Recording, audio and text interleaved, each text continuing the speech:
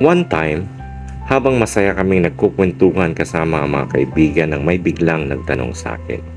Sabi niya, "Pre, ano ba talaga ang meaning ng buhay?" Alam mo, napahinto ako bigla at napaisip. At sinabi ko, life has no exact meaning. It's an opportunity where you can create your own meaning to it. Because the reality is, walang taong pinanganak na mahusay.